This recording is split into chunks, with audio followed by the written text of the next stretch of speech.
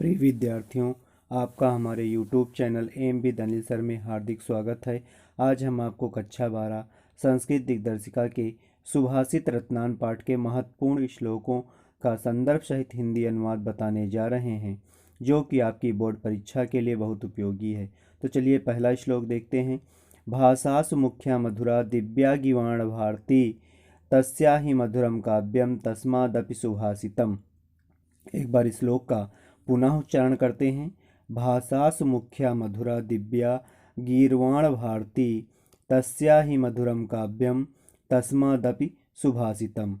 अब हम इसका देखते हैं कि संदर्भ किस प्रकार से लिखा जाएगा। तो संदर्भ हम इस प्रकार से लिखते हैं। प्रस्तुत श्लोक हमारी पाठ्य पुस्तक हिंदी के संस्कृत दिग्दर्शिका के सुभाषित रत्नान नामक पाठ से लिया गया है। हिंदी अनुवाद के लिए जानते हैं। भाषासु मने भाषाओं में, मुख्या मने मुख्य, मधुरा मने मधुर, दिव्या मने अलौकिक, गीर्वाण भारती मने देववाणी अर्थात संस्कृत, तस्या ही मधुरम काव्यम, मधुरम मने मधुर, काव्यम मने काव्य, तस्मादपि मने उससे भी अधिक, सुभाषितम मने सुंदर उक्ति या वचन। अब हम इसका हिंदी अनुवाद देखते हैं। भाषाओं में मुख्य, मधुर और अलौकिक देववाणी अर्थात संस्कृत भाषा है। निश्चित रूप से उसका काव्य मधुर है और उससे भी अधिक मधुर हैं उसकी सुंदर उक्ति या वचन। एक बार पुनः हम इसका हिंदी अनुवाद देखते हैं। भाषाओं में मुख्य, मधुर और अलौकिक देववाणी अर्थात संस्कृत भाषा है। निश्चित रूप से उसका काव्य मधुर है और उससे भी अधिक मधुर हैं उसकी सुंदर उक्ति या वचन कहते हैं। भाषाओं में मुख्य, मधुर और अलौकिक देव भाषा संस्कृत है। उसमें भी निश्चित रूप से उसका काव्य मधुर है और उससे भी अधिक मधुर हैं उसकी सुंदर उक्ति या वचन। भाषासु मने भाषाओं में, मुख्या मने मुख्य, मधुरा मने मधुर, दिव्या मने अलौकिक, गीवाण भारती मने देव भाषा या संस्कृत, तस्या ही मधुरम निश्चित रूप से उसका मधुर काव्य है, तस्मादपि उससे भी अधिक मधुर है, सुभाषितम मने सुंदर उक्ति या वचन। एक बार पुनः देखते हैं। भाषाओं में मुख्य, मधुर और अलौकिक देववाणी अर्थात संस्कृत भाषा है। निश्चित रूप से उसका काव्य मधुर है और उससे भी अधिक मधुर है उसकी सुंदर उक्ति या वचन। चलिए अगला श्लोक देखते हैं। सुखार्थिना कुतो विद्या कुतो विद्यार्थिना सुखम, सुखार्थी वा त्यजेत विद्याम, विद्यार्थी वा त्यजेत सुखम। सुखार्थिना मने होता है सुख चाहने वाला, कुतो मने कहाँ, विद्या, विद्यार्थिना मने विद्या चाहने वाले को, सुखम मने सुख, सुखार्थी माने सुख चाहने वाले, व त्यजेत माने त्याग देनी चाहिए, विद्या माने विद्या को, विद्यार्थी माने विद्या चाहने वाले को, व त्यजेत माने त्याग कर देना चाहिए, सुखम माने सुख का। संदर्भ इसका पूर्ववत हो जाएगा। अब इसका हम हिंदी अनुवाद देखते हैं। सुखार्थिना कुतो विद्या, सुख चाहने वाले व्यक्ति को विद्या कहाँ, और कुतो विद्यार्थिना सुखम, और विद्या प्राप्त करने वाले को सुख कहाँ।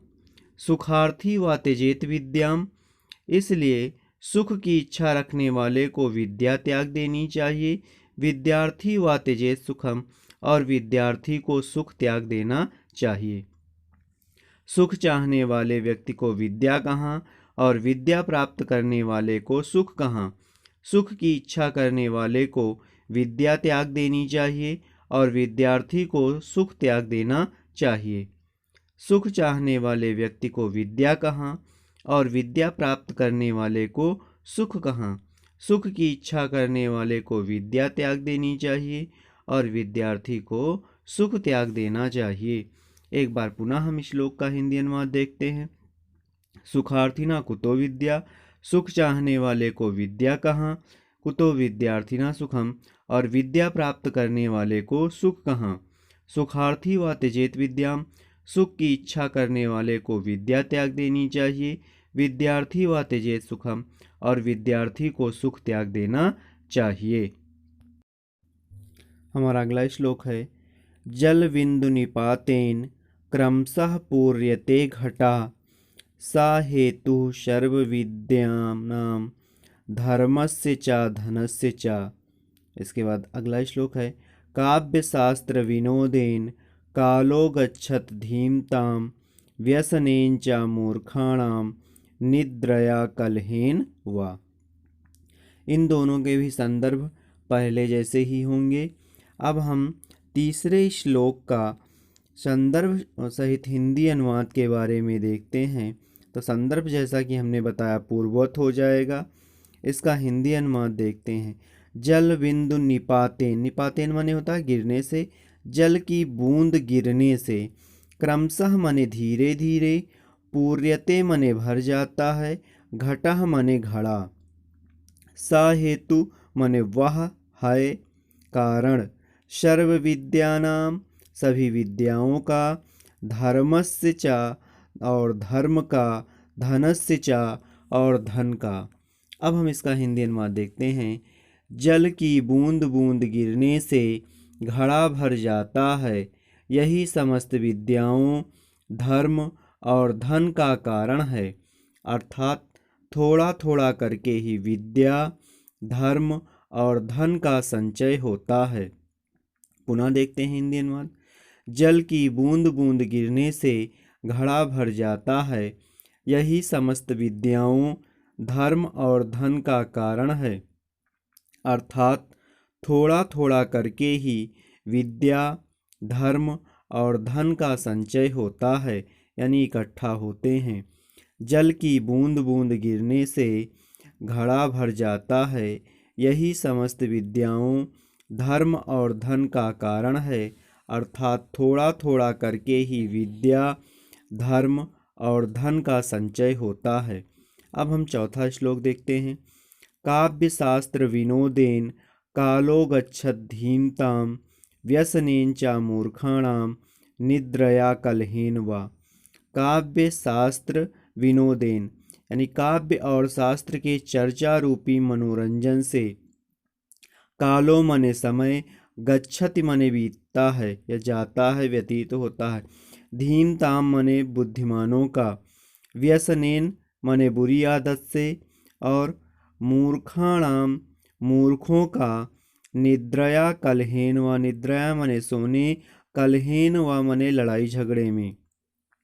इसका हम हिंदी अनुवाद देखते हैं। तो बुद्धिमान व्यक्तियों का समय काव्य और शास्त्र की चर्चा रूपी मनोरंजन में व्यतीत होता है, और मूर्ख व्यक्तियों का समय बुरी आदतों, सोने अथवा लड़ाई झगड़े में व्यतीत होता है।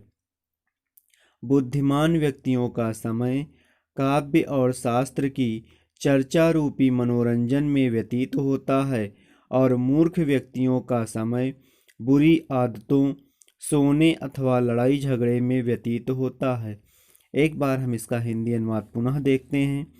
काव्य शास्त्र विनोदेन कालो गच्छत धीमताम, बुद्धिमान व्यक्तियों का समय काव्य और शास्त्र की चर्चा रूपी मनोरंजन में व्यतीत होता है। व्यसनेन च मूर्खाणाम निद्रया कलहेन वा, और मूर्ख व्यक्तियों का समय बुरी आदतों, सोने अथवा लड़ाई झगड़े में व्यतीत होता है। हमारा अगला श्लोक है, न चौरहार्यम न च राजहार्यम न भ्रातभाज्यम न च भारकारी, व्यये कृते वर्धते नित्यम विद्याधनम सर्वधन प्रधानम। इसका हिंदी अनुवाद देखने के लिए संदर्भ इसका भी पूर्ववत हो जाएगा। न चौरहार्यम, हार्यम माने हरण किया जा सकता है, यानी चोर द्वारा चुराया नहीं जा सकता है। न च राजहार्यम, न तो राजा के द्वारा इसका हरण किया जा सकता है। न भ्रातभाज्यम, भ्रातभाज्यम माने भाइयों के द्वारा बांटा नहीं जा सकता है। न च भारकारी, यानी भार स्वरूप नहीं है। व्यये कृते माने खर्च करने से, वर्धत एवं नित्यम बढ़ता है यह नित्य, विद्याधनम विद्याधन, सर्वधन प्रधानम सभी धनों में प्रधान है। पुनः देखते हैं इसका हिंदी अनुवाद। न चौरहार्यम न च राजहार्यम न भ्रातभाज्यम न च भारकारी व्यये कृते वर्धते नित्यम विद्याधनम सर्वधन प्रधानम। ऐसा विद्याधन न चोर द्वारा चुराया जा सकता है, न राजा द्वारा छीना जा सकता है, न भाई द्वारा बांटा जा सकता है और न ही भारकारक है, तथा व्यय करने से नित्य बढ़ता है, जो सब धनों में प्रधान है। पुनः देखते हैं। विद्या ऐसा धन है जिसे न तो चोर के द्वारा चुराया जा सकता है और न राजा के द्वारा हरण किया जा सकता है या छीना जा सकता है, न भाइयों के द्वारा बांटा जा सकता है और न यह भार कारक है अर्थात भार स्वरूप है, तथा यह खर्च करने से नित्य बढ़ता है, जो सब धनों में प्रधान है। विद्या धन की विशेषता इस श्लोक में इस प्रकार से बताई गई है कि न तो इसे चोर चुरा सकता है और न ही राजा के द्वारा इसे छीना जा सकता है। अन्य धन तो भाइयों में बांट लिए जाते हैं, लेकिन विद्या ऐसा धन है जो न तो भाइयों के द्वारा बांटा जा सकता है और न ही भार कारक है। अन्य धन व्यय करने पर यानी खर्च करने पर कम पड़ते हैं, लेकिन विद्या ऐसा धन है कि यह व्यय करने पर नित्य ही बढ़ता है, जो सब धनों में प्रधान है। इसलिए विद्या धन जो है वह सभी धनों में प्रधान है। हमें उम्मीद है कि इन श्लोकों को आप बड़ी सरलता से सीख गए होंगे। तो आपने को अगर हमारा यह वीडियो पसंद आया हो तो इसे लाइक करें और साथ ही साथ अपने दोस्तों को शेयर करें। धन्यवाद।